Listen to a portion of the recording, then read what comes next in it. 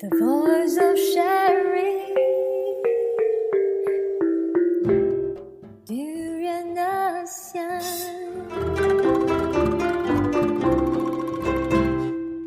Hey, this is Arlene, and you're listening to Durian ASEAN, the voice of discovery and sharing. Welcome, everybody. Good morning. Good morning, this is Gowri. Hi, I'm Asmod. Yeah, so today we are going to share with you interesting news around Southeast Asia. But before that, just to let you know that you can always follow us on Facebook and Twitter, as well as you can listen live to us right now at durianasean.com. And if you don't have your computer with you, you can always download our TuneIn app on your smartphone and tune in to us. And if you want to subscribe to our weekly digest, you can send us an email at durianasean@gmail.com. Of course, if you miss our live programs, you can always listen us in a podcast at YouTube, our own durianasean.com YouTube channel. So to start off today, what is the biggest news today, Gowri? We have a lot of big news going on in Malaysia, starting with two most anticipated court verdicts that were supposed to come out yesterday, starting with the Allah issue and also the Altan Tuya murder case. So I think we have the verdict on the Allah issue, but the Altan Tuya case is not resolved yet. So Perhaps, yeah. I mean, the Allah issue has been ongoing. I guess I'm just curious, Asmod. You coming from a country that is in Nepal, which you don't really have a Muslim majority, but you have a small number of Muslim living in Nepal. What is their view on the issue of the Allah verdict in Malaysia? I'm not sure if people beyond, say, Southeast Asia are that much aware of this issue, because the Islam here largely looks upon Middle East and the Arabic culture, and it considers that culture as original to Islam, and it adheres to that. And the word Allah itself, many people who are Muslims use that to denote God. So in Nepal, I think people still use that, because people in Nepal, say Christians, don't use Allah to denote God. I don't think it's that much of a big issue in Nepal, at least.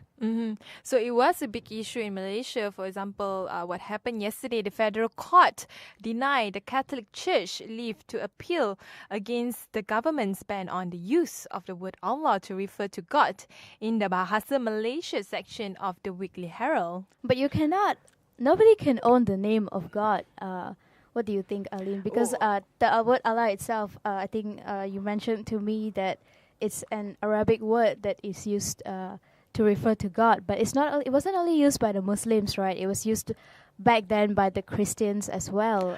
Not just the Christian, even the pagan Arabs were already using the word Allah. It's a general term to refer to the word God.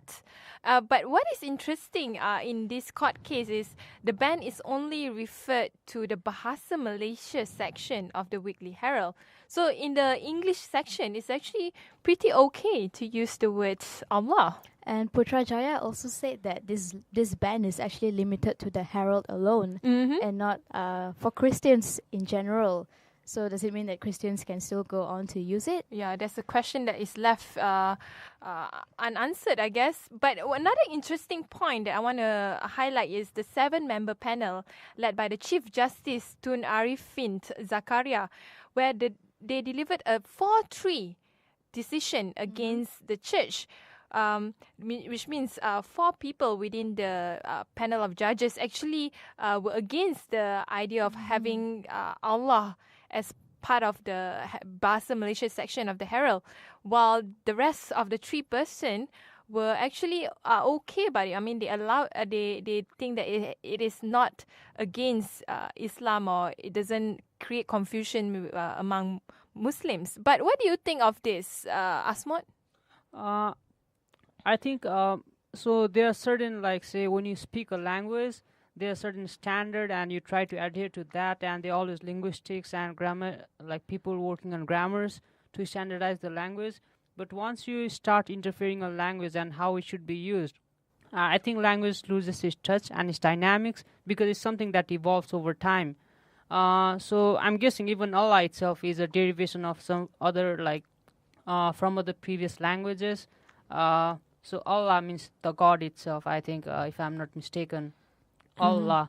So if someone says to me, "Hey, like this is the meaning of the word, and this is what you should always use to denote that," maybe like it might work now. But what about maybe after 10 years in this world of globalization?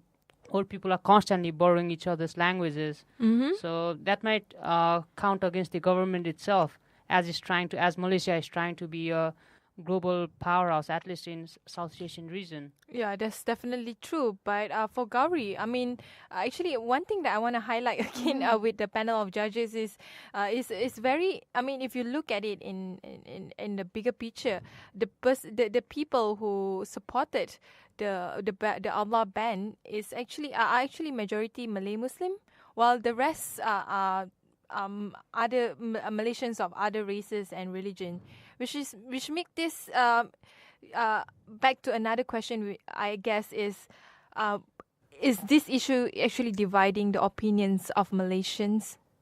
I think that going back to since you brought up the Malay thing, I mean, it says here that on December 31st, 2009, the High Court had declared the decision by the Home Ministry in banning the Herald from using the word Allah as illegal, null, and void. And the judge back then, as I read an article earlier, was actually a Chinese guy. But the one now who actually banned from the Court of Appeal, who banned the Herald, is actually a Muslim guy. So, and also going back to your question, I think that there were a lot of people gathered outside the court yesterday wearing all these T-shirts saying that Allah is only for Malays and the Muslims. And I think that is very upsetting in a way that that they have been brainwashed. You know, all this has become so politicized, and I think that most of these people don't even know what they're really there for. You know, they just joining in the bandwagon, like, you guys are all fighting for the name of Allah. I'm gonna do the same too. And all of them just went down there and sat in front of the court for hours actually, and just chanting verses from the Quran and saying that this word belongs to the Malays, to the Muslims alone. But the fact is, it doesn't belong to them. I know, but too bad because there were no protesters in front of the another court that was also in proceeding, which is the Altan Tuya case. So the news was Azila led police to crime scenes at Altan Tuya's bones, which was being expressed by Deputy Solicitor General Datuk Tun Abdullah Majid Tun Hamzah. So the Deputy Solicitor General Datuk Tun Abdul Majid Tun Hamzah said the Chief Inspector Azila led police to discovery of the woman's bones before Corporal Cyril Azhar Umar arrived at the crime scene with another police team. The police only knew a general location, but not the specific location of the place. It is impossible for police to locate the place, which is on the top of a hill in the jungle. That's what he said. This is another high-profile case that is still ongoing. The last, since when is it? I think this was 10 from years. Since 2009. 2009. Well. Oh wow! It happened a long 5 time years ago. Yeah. And her body was found. Not even her body. I think it was just her bones. The remains of her body was found, and they've been trying to figure out who did this. And then these two policemen got arrested, and then acquitted, and then arrested again. And it is probably one of the most controversial murder cases in Malaysia, if I remember back then, even when I was still in school, actually. Of course, it involves our current Prime Minister. That is right. Yeah, he was also involved in the case. He was, I guess, one of the suspects, but that is long gone now. Yeah, it is.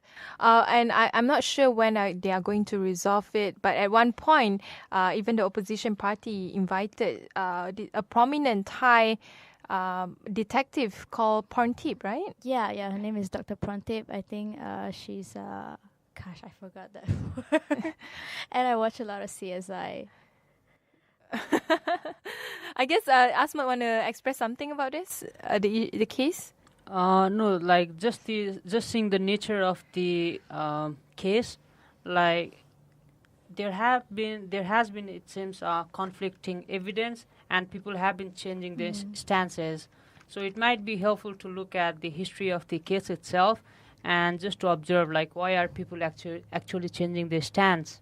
But I'm also curious. I mean, I don't know if this question is a bit too scientific or anything, but like for something that happened back in 2009 and it's 2014 now, with all the evidence that they have, is it possible to still trace like the DNA back to the perpetrator? Well, as this is my knowledge about DNA, it's a very fragile way of doing research. I mean, there will be a lot of times where the DNA could be contaminated. So, but in this case of Altantuya, I'm not sure what is the background of the research so far in terms of trying to identify who were the perpetrators and how did she die. But in a way, I think Dr. Porntip wrote a book about this, right? Yeah, to I think the book is called her afterthoughts. The Dead Do Speak. And I think it was spurred by this case in Malaysia. But she had a lot of hard time when she was down here too. The way she was being cross-examined by the council. Mm-hmm. I think you mentioned that you saw a video on the case. Mm-hmm. Yeah. Of course, the video was actually is on YouTube. I mean, what I found it interesting is how underprepared the side of the prosecutor, where they try to undermine Dr. Porntip, but the way they did it in a way is more like character assassination rather than really tackle the facts that she was presenting. So in a way, I feel that left many Malaysians not trusting the system itself. So, I mean, from Malaysia, I guess I want to talk more about our neighbours, Indonesia.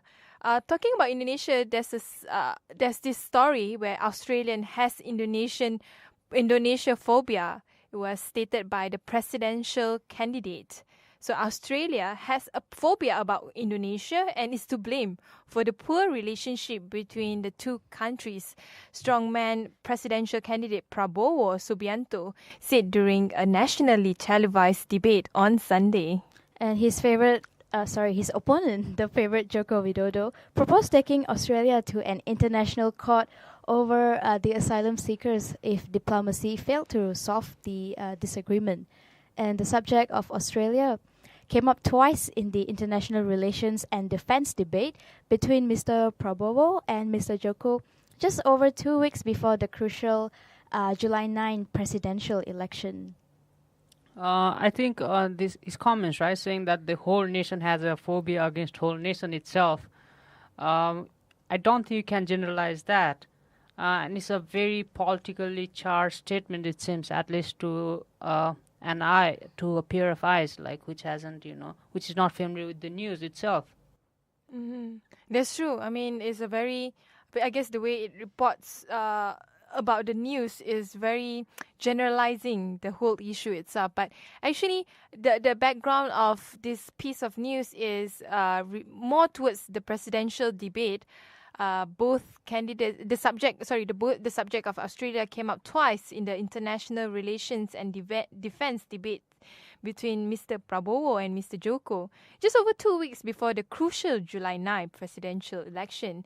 And both candidates agreed that the relationship between the two countries was actually poor. But when Mr. Joko was asked, his opponent, why it was so unstable, Mr. Prabowo answered, honestly, I think the problem is Australians, not ours, which I thought he was just like sweeping it aside. I think so too. And also, what's surprising for me is I'm kind of active on Twitter, and just a couple of days ago, I actually saw Prabowo's name that was trending worldwide, and all the Indonesians were tweeting saying that we want Mr. Prabowo to be the president, which is I think in conflict with the news here, because it says that the favorite here is Joko Widodo. So that was kind of surprising. But I did speak to a couple of friends in Indonesia, and it seems that Jokowi is actually more popular among the younger generation. They feel like he can really relate to them. He knows what their problems are, and he's like the Obama of Indonesia. They're all very hopeful that he can actually bring about the change that they've been waiting for. The same with what I was being exposed with some of the friends from Indonesia is, it seems like the support between Jokowi and Prabowo is divided between different social class. It seems like the ones that supported Prabowo are those that believe, that is coming from the middle class or the upper middle class, where they are used to the elitist way of doing things, and they see him as someone that is stable from the old money and well connected as well. Well, Jokowi is seen more like the underdog, because he's the poster boy for Indonesia's rag to riches person. I mean, he came from a very humble beginning, and he made his way up, and he gained a lot of support among the younger generation as well as the rest of the social class in Indonesia. That's what I see. I think they're also tired of being ruled by all these elitist group who don't really understand what the real problem is down at the grassroots level. What is your view on this? Talking about, like, say, country being ruled by elitists, like we have seen the recent case in Thailand, and what is there, like Thaksin, and the people who support him versus like people who support the king.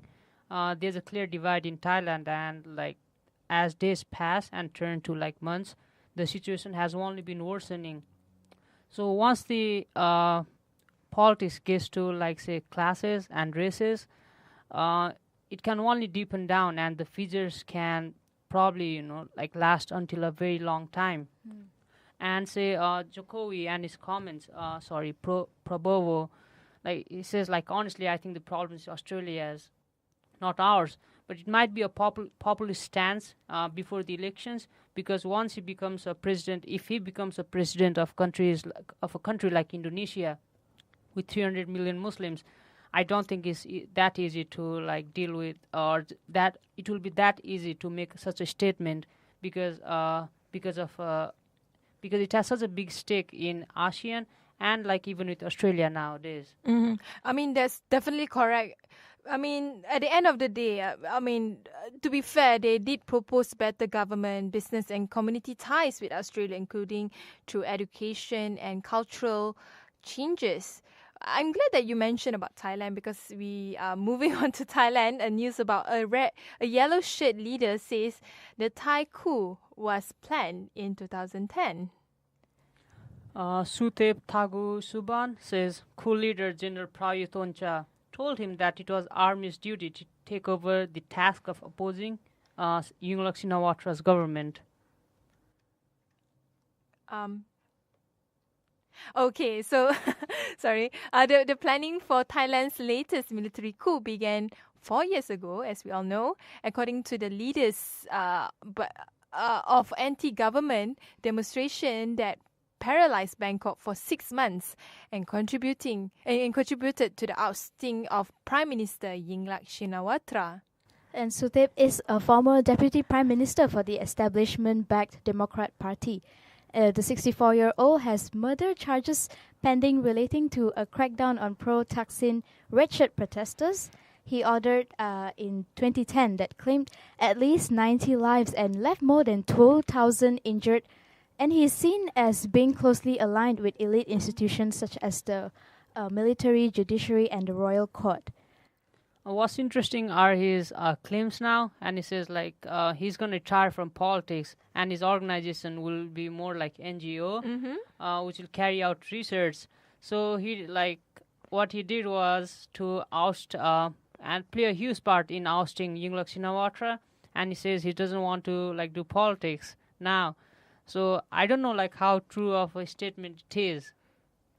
I think this one American linguist and political commentator has expressed support actually for the dissident Pavin Chacha Volpongpun, who is an associate professor at Kyoto University's Southeast Asian Studies, like other prominent Thai critics of the top living overseas. He is actually wanted by the regime and has been threatened with 2 years in prison if he does not surrender. Yeah, I'm glad. What's the person again? The name? I don't want to repeat that. Oh, actually, I feel that the issue in Thailand is a very complex issue. Although, unfortunately, I feel that they are gearing to, like you said earlier, Asmod, they are gearing towards a more partisan politic rather than looking at the nation's issue in a more deeper level, which is, I feel that is really sad. And especially Thailand, like it attracts huge number of tourists. Its economy is more stable than like many other countries in ASEAN. If stable is not the right word, like it's at least doing better despite the political scenarios. And if the political scenario is this, if it fluctuates like today and like it has been in the past few months, I don't know what's gonna happen to the economy of Thailand in future. That's true. I mean, it will. I hope that it will not affect the whole of Southeast Asia as well, because we depend on each other very closely. But I want to highlight one interesting area that happened because of the military rule here. So the crackdown on the opposition on the May 22 coup continues. On Sunday, 8 people were arrested outside of the capital Siam Paragon Mall. One for reading George Orwell's dystopia classic 1984. I'm sure you have read it before, right? Yeah. Well, we all know that that's one of the ways that, Yeah. that the younger generation in Thailand are protesting. Mhm. They're not actually holding up placards That's or anything. true. They're reading George Orwell. They're holding up the 3-finger sign from Hunger Games. And yeah, I mean, as further reported by the Times, these forms of protest has become symbol of the movement against the military rule, and others were arrested for holding just sandwiches, which is very odd, which have also become a tongue-in-cheek pro-democracy prop. Just sandwich. And even one of the Twitter, this guy called Jonathan Head, reported by the Times that he tweeted, "Lone protester reading 1984 and eating sandwich arrested at Siam Paragon, cops everywhere. 6 more detained for holding sandwiches. Madness," he said. I don't really understand here. Where does the sandwiches come in? I have no idea as well. But I also like the Hunger Games version of that 3-finger. How do you describe this 3-finger up? Yeah, it's similar to in those days my when I was a scout. You know, we also have the 3-finger pledge. It's similar to that as well. I guess let's move on from Thailand to another country that we want to highlight, and this time is in Singapore. So what is happening in Singapore regarding on the CPS fund? So the headline reads, work longer, save more, and use less CPF when young to prepare for retirement, says Labour Chief. The best way for Singaporeans to prepare for retirement is use less of their CPF money, that's Central Provident Fund, when they are young, said the Labour Chief Lim Se. And he thinks that this will ensure that the current level of CPF payout can be maintained over time and not be eroded by the inflation that's happening. And Mr. Lim also said that the labour movement has been watching the debate closely and wants to ensure that what is discussed does not create confusion among workers and union leaders. Mm-hmm. So what do you think of this? I mean, because Mr. Lim also further said that CPF money is also 100% safe. Is protected against the events like global financial crisis, and it's important to cater for retirement. But he also added that instead of thinking about whether you can spend your savings in the CPF at the age of 55, he thinks that we should think about how we can help others, our Singaporeans, he said, to continue to remain employed, to continue to earn good living, continue to have good jobs, at the same time to continue to contribute to the CPF, because more money they have in the CPF, the longer they defer the use of the CPF, this will mean that they have more money for retirement. I think the timing is very crucial here, like the time at he's making the statement, because this comes right in the mid of the debate between a blogger and the Prime Minister about CPF. And the chief here is saying, hey, the CPF is really safe. Invest on that. Like, you're doing a great job, like Singaporeans, like, work hard and maybe work hard, play hard, right? Like, if you save enough now, you can use it later. But some people, like many Singaporeans, at least like are also on the other side of the fence, where they really see problem with the existing system and how their money in CPF are being spent nowadays. Yeah, I think that's a good point that you brought up, when they realize that their money from the CPF is actually being spent, and instead of, I guess, coming clean with it, Mr. Lim is actually saying that, you guys can keep working instead of just thinking about how you're going to spend your money when you retire. Maybe you can continue working. If you have a good job, you can contribute more to the funds. And I don't think it's fair, because we all know that after a certain age, you just want to stop working. You just want to get your funds. Some people want to start a business. Some people want to go traveling. There's a lot of things that these people want to do, and I feel like after working for such a long period of time, it's really not fair to push people to keep working, especially when they're that old and they may have some health problems as well. I mean, that's true. I mean, look around, and there's a lot of Singapore elderly in their 60s, 70s, or even 80s, sometimes even hunchback, often physically not able to go out and work, but instead you can see them toiling as cleaners for public toilets and cleaning dirty tables. And I witnessed this myself whenever I go to Singapore. And I think the root cause that I want to address, and I think probably Roy Ng is trying to address as well, it's not so much on the CPF, but on the bigger picture is the government do not have a social policy, to support, to provide welfare for the elderly and for those who are vulnerable in Singapore's very capitalistic economy. And as it is, they're already not happy with their working environment, as we reported last week. I think how the Singaporeans are starting to get really unhappy with their jobs. They're not working in conducive environments. And it's really not a good idea to tell them, hey, guess what? You get to work after you're 55 That's years true. old. I mean, looking at the bigger picture, even though they are deemed as a first world country, first of all, they do not have minimum wage. They do not have universal healthcare and education. In fact, they do not have any good assistance or welfare structure for the elderly and for those who are vulnerable. So they have to fend for themselves. So, I mean, I don't know. How do you see this, Asmod? I mean, coming from your background? As probably thinking of as the Singaporean's economy booms, and like people nowadays, they try to have liberal mindset. When they become young, they move away from family. Even in the East, where we used to have traditional families, when I say East, meaning Eastern cultures in general, nowadays, people want to live by themselves. They marry really late, probably don't want to have commitment earlier in life. So seeing the demographics and taking it into consideration, I think is a very crucial issue to take care of the elderly.